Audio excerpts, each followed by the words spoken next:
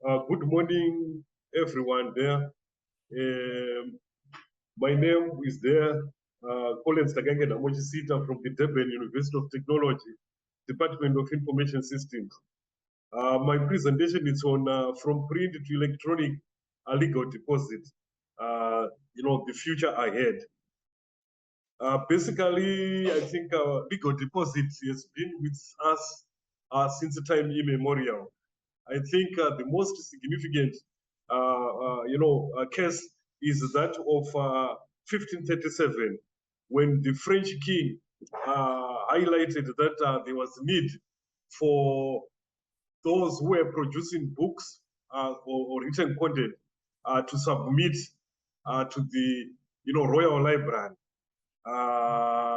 Like as you can see there, that picture representing the head of the monarchy in France.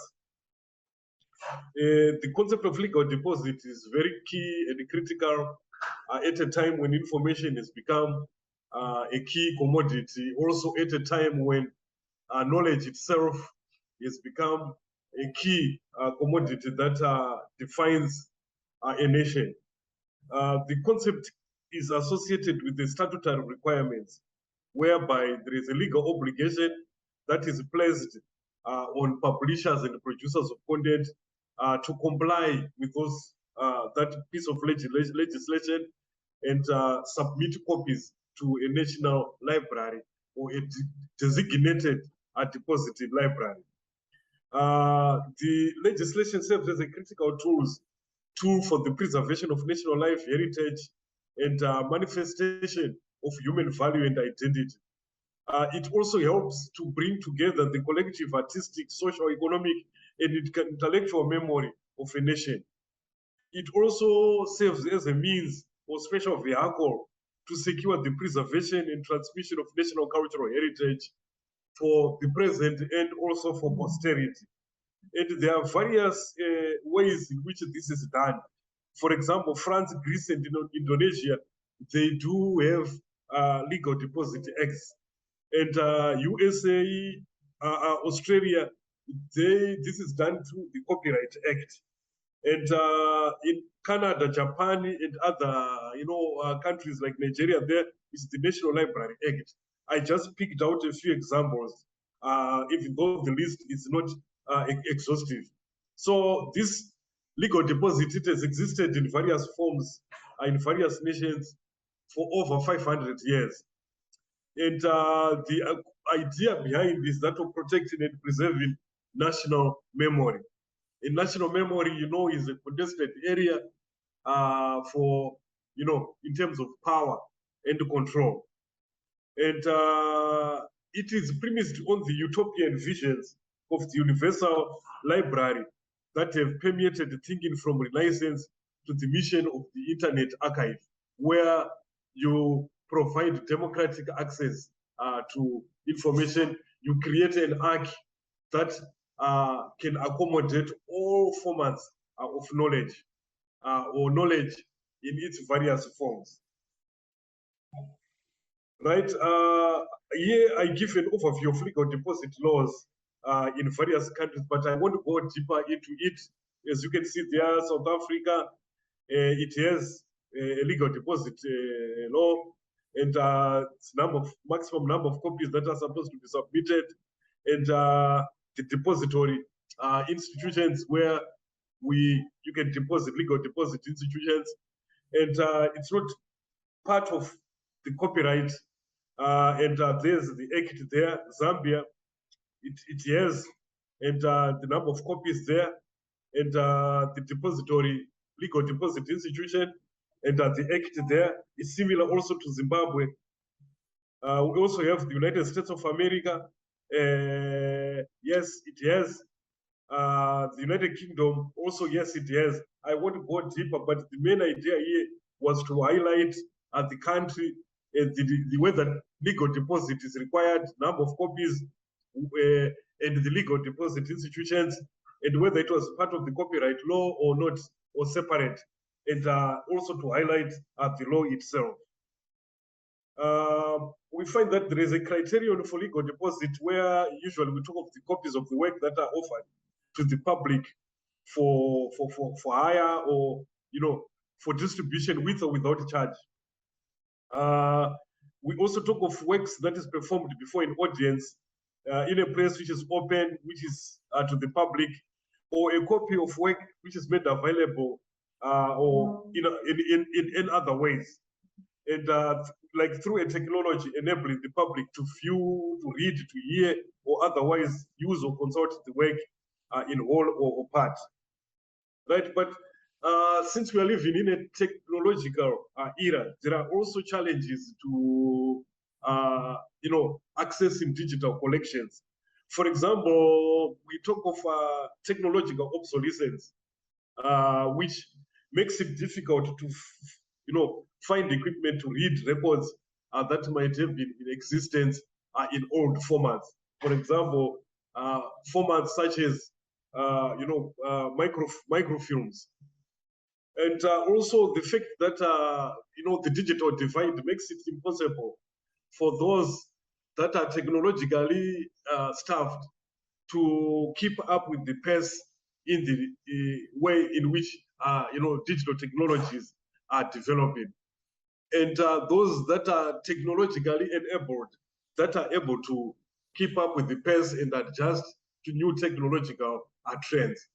So developing countries are at the receiving end in as far as keeping up with technological developments within the LIS or information landscapes. And also the fact that digitization programs rely on the selection of material that are deemed high priority and on the exclusive records seen as less important or valuable. There are also issues to do with the copyright, and this involves negotiating with copyright holders to obtain permissions to access content. There are also issues to do with the data protection. There are also issues to do with technological literacy, digital literacy, among other things. These are some of the materials that are subjected there. I won't belabor much since most of our audience, they are within this particular field, but this represents a gamut of multimedia resources, including the traditional formats and also electronic publications that previously had been excluded from legal deposit. They'd been excluded mainly because of their technical problems. For example, their acquisition and preservation poses a technological challenge, and also the fact that technology, as I highlighted before, is in a state of constant flux as new versions are developed. Right? Throughout the continent of Africa, there have been conferences that have been organized to deal with this issue of legal deposit, and also to show that Africa prioritizes knowledge, prioritizes national heritage, prioritizes also access to information. For example, we talk of the International Conference on African Bibliography in Nairobi, 1967. This was during the decade of decolonization after the Second World War, from 1939 to 1945. We also had the SCANUL Standard Conference in Library Materials in Africa, held in London, 1977. Also the Paris International Congress, that also brought together both Lusophone and Anglophone countries. African Standard Conference on Bibliographic Control, SCANUL conferences, African Standard Conferences on Bibliographic Control, what we call ASCOBIC, even though ASCOBIC has not been as active since mid-1990s, 95, around there. So these conferences have also helped to push this agenda to a higher level. And also the fact that when we look at the development of legal deposit, we find that legal deposit and censorship we have always had that relationship. For example, when the King of France promulgated that ordinance urging authors and publishers even to submit copies, some authors were skeptical about this because they felt that the king was uneasy with what authors were writing, and having access to, a record of who was publishing what in what subjects and etc. would give the king an insight into the level of thinking that people had, and also would help the king to keep track of those ideas that are blasphemous, seditious, heretical, and even those that are revolutionary, which could threaten the state. There are also issues to do with, trade privileges, copyright privileges, etc. And also the personal enrichment to national importance. And in fact, meaning that depository law worked as a source for the leaders of the state to enhance their personal libraries or other libraries they desired to support. But they also helped to keep them informed on the current, discourses, and also to detect those discourses that might pose a threat to the status quo. And I think this provides a synopsis of where we have come from the Ordinance of Montpellier in 1537, there to Belgium, 1594, right up to Namibia, then 1996. But this is not an exhaustive list, but what I wanted to highlight here was just the trajectory in the development or evolution of legal deposit laws within the various countries across the globe. And we find that in Europe, because of the fact that they were at an advanced stage, we find that legal deposit dates back, years back. But that does not mean that Africa did not have also, writing or its own productions of content. It had, for example, you look at stone carvings. Stone carvings are a good example of, information that is democratically accessed within society, like rock paintings and etc.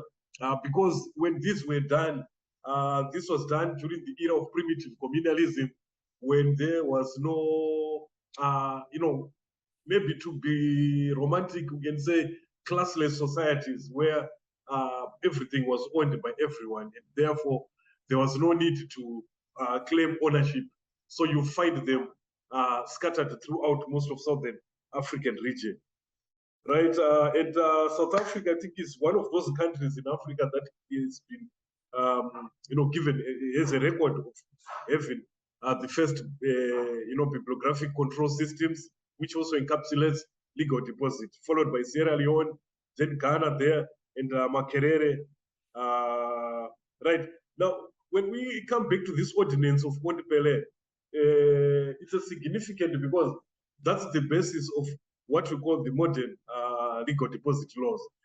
The king we have pronounced this and legislated this as the ordinance of Montpellier, where printers and booksellers were supposed to deposit copies to the now called Bibliotheca Nationale, which was formerly the Royal Library.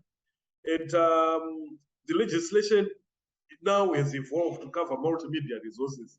That is in France. And during the 20th and 21st century, it has developed, there's seen the development of many media innovations, which have created many new forms of content. So the law now, legal deposit law in France now incorporates multimedia resources. But this ordinance serves as a significant point, because we see that from 1537 right up to the end of the 20th century, the power of the book is felt as new ideas, revolutionary ideas began to proliferate, resulting in the demise of many monarchies within Europe, beginning with France itself, the French Revolution caused by the coup d'etat of 18th Brumaire, and also the fall of the last empire, that is after the First World War, during the 1914 to 1918 war. So this just shows the revolutionary power of information and how it can reconfigure a society. Right. I will skip. So we also have what we can call model of access to new trends in terms of web archives, where we look at these are what we call dark archives, where material is collected but not made accessible, or unless maybe an embargo. It's sort of like under an embargo. But we also got other types of archives, like what we call the white archive, which is entirely open to the public. Like, for example, we access it through the internet. We also have got what we can call a gray archive, which provides controlled access under certain conditions, which are now becoming also manifested in the new legal deposit laws because of the need to strike a balance between the interests of publishers, the interests of authors, the interests of librarians, and the interests of those who want information. So dark archives, as we can say, they are part of the dark world or the deep web, usually due to copyright and especially data protection laws, depending on the country. And it depends. This also reflects the various types of web-based archives that collect a lot of documents that can also be useful in terms of legal deposit itself, right? So most of e-content, we can say, it dates back to the 1950s, which is also an era where we see the evolution of digital libraries, a digital repository. For example, Vannevar Bush predicted that the rate at which information was being produced would require, robust systems in order to manage this information in terms of storage of that information. And since then, from the 1950s, a lot of resources and support has been given to institutions within America, Australia, and etc., to embark on research on digital libraries and also the production of digital library software. So we see the rise of the World Wide Web, browser software in the 1980s, and other developments has also profoundly affected publishing practices. And the colossal increase in digital publishing versus physical, and also the rise of publishing as a big business. For example, in Britain, in 2018, there was 6 billion pounds, and that there was a 3% increase in digital sales income to 2.6 billion, and a 5% drop in physical sales to about 3.4 billion. And also the fact that publishers have expressed concern over legal deposit as a tax on knowledge, and their issues will be discussed later. So we find that the 4 pillars of research into what we call non-print legal deposit consist of regulatory aspects. For example, the workings of the strategic bodies behind, which explains how the regulations were agreed and introduced. We also got technical implementation issues, collection development, and also long-term preservation, and also the users as the key stakeholders. We also consider the fact that users are very important because they are the ultimate beneficiaries of legal deposit, whether the users in the present or the users in the future. Skipping some slides. So publishers, what are their concerns? The publishers are concerned that legal deposit collections could be used in ways that interfere with their commercial interests. Hence, I say that there's need to strike that balance because publishers are into business. So legislation should balance. In other words, it should equilibrate the interests of different stakeholders. and also issues to do with access restrictions. There are ambiguities whether access restrictions must be applied across the board or in perpetuity. And also the need to put in place arrangements to reflect the diversity in digital publishing so that materials that is open license can be made freely available by legal deposit laws. So legal deposit laws can help to facilitate access even beyond the paywall. And also the issue that should access restrictions continue after publications enter the public domain. We know that there's a time when publications move into the public domain. Also, other new, interesting issues have to do with the text and metadata as a paradigm of bibliographic control. I think traditionally, a text, whether manuscript or printed, was identified by the physical volume.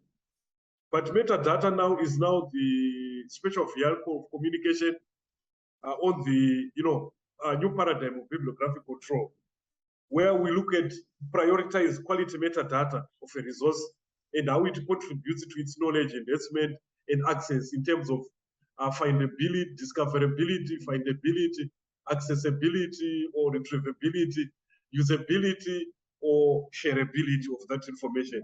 So it starts with the creators providing the content, some basic metadata, and also publishers add their own metadata as we move on. We also have got new models to do with the semantic web and linked open data models where publishers, distributors, private agencies, universities, and professionals work together to contribute to the recording and enrichment of metadata and authority files using collaborative platforms. And also the fact that bibliographic control has become multi-centric, where we have different stakeholders contributing to metadata, unlike in the traditional way, where it was monocentric within a particular institution, within a particular time and space. And also the fact that these new models provide for aggregation and linking data, and this enhances interoperability, and also it also enhances what we can call the GLAM initiative, galleries, libraries, archives, and museums, and also the publishing and book dealership industries to work together in order to provide quality metadata. These are the evolution of the Industrial Revolution there, from the basic one right up to the Industry 5.0, where we are looking at smart technologies, human-computer interaction, collaboration, among other things, and how this will affect us. For example, especially with regards to libraries, we talk of big data. We also talk of digital twins, which is like a virtual simulation, where we can create a virtual simulation of our resources and provide virtual tours for our users to be able to view and virtually view our content without physically moving from their locations. And also artificial intelligence in terms of dealing with the data and generating information for competitive information intelligence, and also the adoption of smart technologies. Right, I think this is an illustration of what we can call digital twins, where we see on one side the physical entity of the library, which is PE, and the library virtual entity. And these are simulated for users to be able to take a virtual tour and experience a virtual, a tour of the ambience of the library from the first end right up to the last end. So we have got also innovations that have delimited the information phases. For example, we look at rock paintings as the first phase of stone tablets, rock paintings, stone palm tablets, like Rosetta tablet, the Ashurbanipal tablet, which have been excavated by paleontologists and archaeologists, the invention of writing as a symbolic representation of language, hieroglyphics and other writing, styles, and also the age of printing, which is the Gutenberg galaxy and its effect on knowledge and civilization, considering that after the Gutenberg galaxy, we get new ideas of, enlightenment. And we also find the birth of public schools, public universities, and also the declining role of the church, since the church initially owned knowledge and libraries existed amongst the churches. But after the production of the printing machine, we find that that power is slowly taken away. And what we have after 1450, right up to 1900, are significant, political tensions resulting in new reconfigurations within Europe itself. For example, after the First World War, we find that new states emerge after the fall of the Austro-Hungarian Empire, Romania, Yugoslavia, Bosnia, among other states that emerge within Eastern Europe. Then also you look at the invention of digital telecommunications, 1832, the internet globalization of digital platforms era in which we are now as we progress further. And we also in the era of what we call the AA principle, AAA principle, or AAA paradigm, where AAA principle is that anybody can say anything about anything, what we call the AA mantra, and also the AA paradigm, which is also the basis of the 4IR, information anytime, anyhow, anywhere, etc. So technology that we have will enable the sharing of machine-readable data, metadata schemes and ontologies to assign meaning, making it easier for bibliographic control as also for legal deposit. The challenges there that we find is that deposit libraries and publishers defend more restrictive regulations of reading practices in the digital archives. And the common practice of controlled e-reading or limited access in premises of the deposit library, designated offline computers or on concurrent reading, because these are restrictions that are placed to protect the interests of publishers.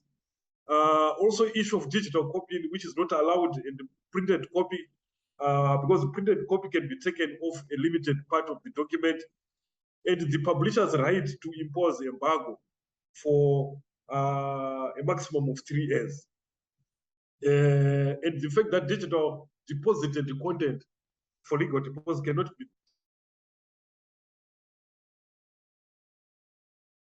designated computer terminals in the premises of the deposit libraries. So there's still a challenge there, because the main idea is to balance the interests.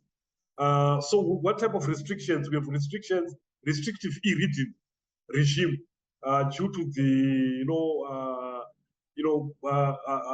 cultural heritage status of electronic publications. And we also talk of e-reading location limit.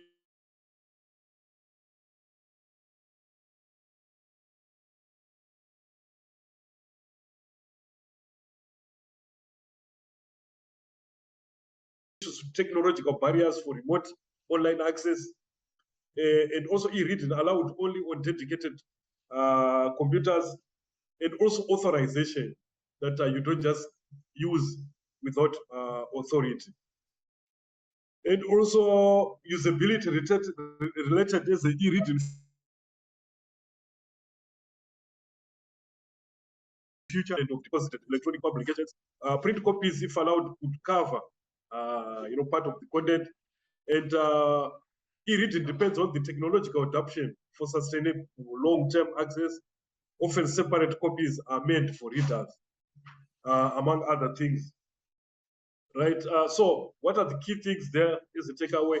Striking a balance between preservation obligations, publishers' business interests, the author's rights, and the need for the public to access the deposit electronic content.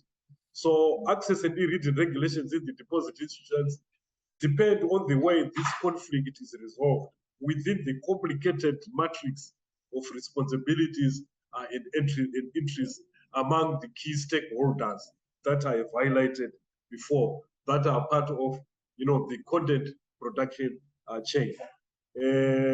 I've talked about quality metadata there and how it can be useful for bibliographic control.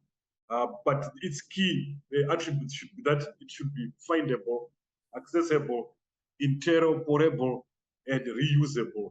Since our machines should be able to speak to each other, our systems should be able to communicate with each other using same standards, same protocols. I'm rushing to finish there. Another tool there that we are using is coming topical now is web harvesting for legal deposit. So this is where you have to copy, select, copy, or archive websites. For example, Australia has this in other European countries, right of the National Library to copy information from the internet. It makes what we call a shift from obligation to deposit to an obligation to copy, where we are not fixated only to deposit it, but also how do we able to copy, because the information rate at which information is being produced is geometric.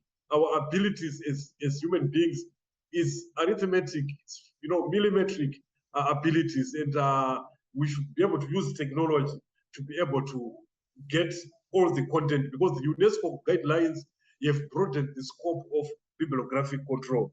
So it allows the library to harvest content from the internet using selection criteria that is particular to that library. Let's say National Library of South Africa.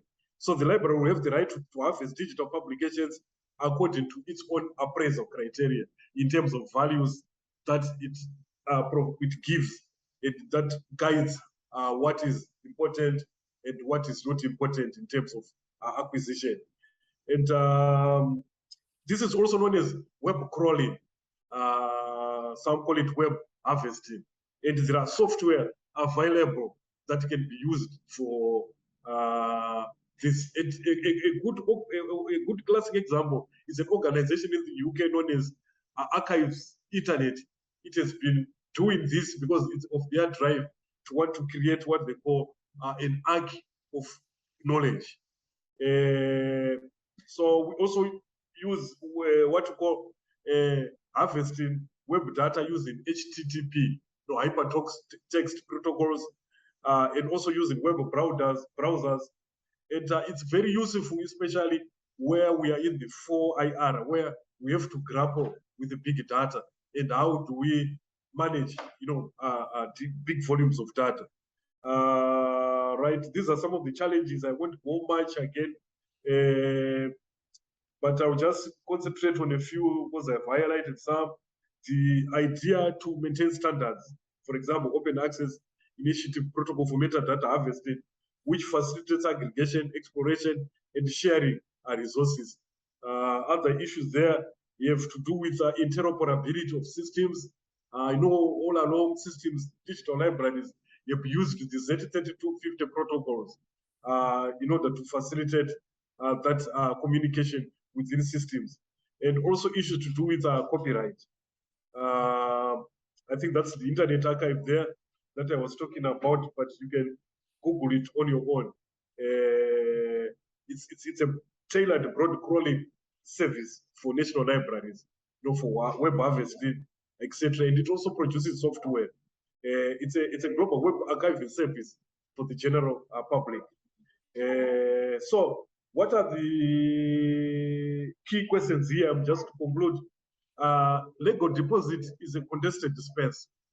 It's a contested space because of the fact that it has to do with memory, it has to do with knowledge, it has to do with information, it has to do with knowledge, and it has to do with the power, because who controls power controls everything. I think if you read 1984 by George Orwell, you find that